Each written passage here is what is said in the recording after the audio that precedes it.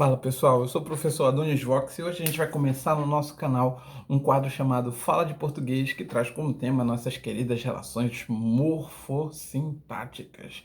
Que diabo é isso? A gente vai ver já já. Vambora!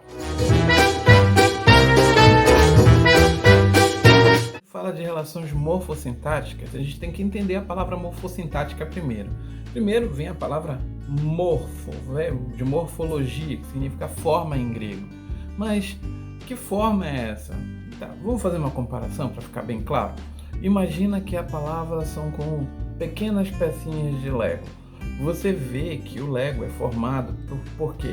Por partes mais protuberantes aqui, né? Pinos e vãos, né? Onde vão entrar os outros pinos. E assim a gente pode combinar uma peça de Lego com outra peça de Lego, formando alguma coisa. As palavras são do mesmo jeito, todas elas têm uma estrutura similar, que a gente vai chamar de fonemas, beleza? Só que a maneira como elas têm, tá, vai fazer com que elas pertençam a classes diferentes. Assim, a gente tem peças de um determinado formato e outras peças com outros formatos que fazem outras coisas, beleza? Essas categorias a gente vai chamar de classes, tá? E na língua portuguesa a gente chama de classes de palavras que têm suas determinadas funções. A gente, por exemplo, se estiver construindo um carro, nunca vai botar uma peça quadrada no lugar da roda para que ele gire, não é? Ela não serve para isso. Da mesma forma, na língua portuguesa, as classes de palavras têm suas funções específicas. Já quando a gente entra na parte da função, vai acontecer de nós estarmos falando de sintaxe, né? A função que a palavra exerce dentro da frase ou da oração, certo? Então, cada classe de palavra tem um conjunto de funções ou uma função específica que suas palavras realizam dentro daquela oração. Vamos aqui pegar um exemplo. A gente sabe que numa oração simples temos, em língua portuguesa, a seguinte estrutura: sujeito, verbo e complemento. Agora, bora botar umas palavras para ficar mais fácil de entender. O Fábio pegou o caderno. Tá vendo? Pois é. Agora ficou mais fácil de entender, não é? O sujeito é quem pratica ou sofre a ação do verbo.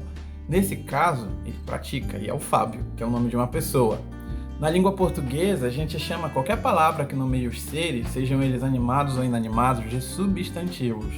Essas palavras são, portanto, assim, pertencentes a essa classe de substantivos. E como tal, elas têm algumas funções.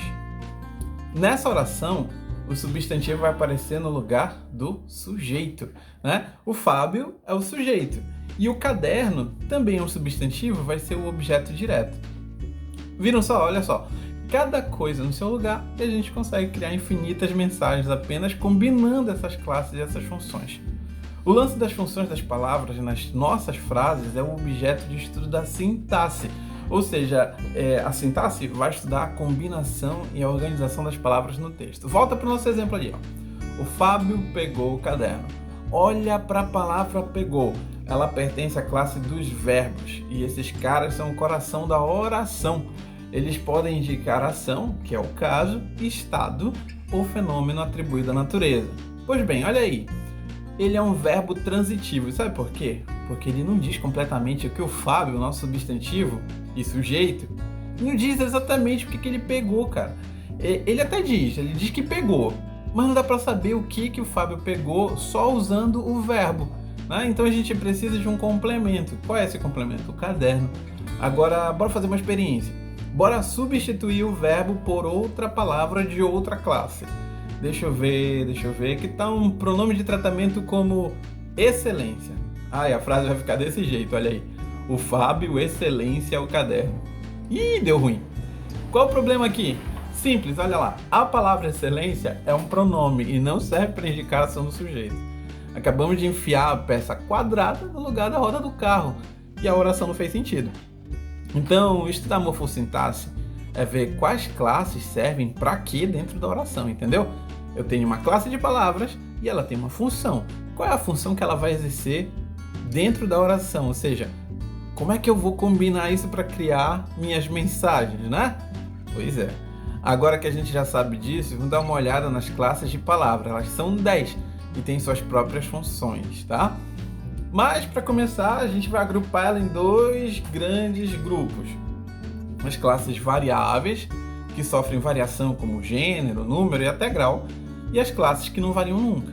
As variáveis são essas aí, ó: substantivo, adjetivo, numeral, artigo, pronome e o nosso querido verbo. As invariáveis são conjunção, preposição, interjeição e advérbios. E a partir de agora, a gente vai estudar como elas se relacionam entre si, tá? Mas em outros vídeos. Para dar uma adiantadinha, as mais importantes são sem dúvida quem?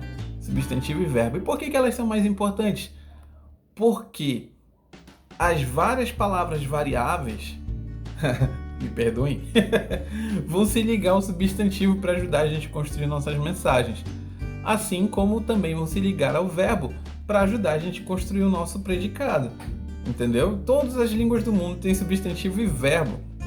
Então elas são as almas, né?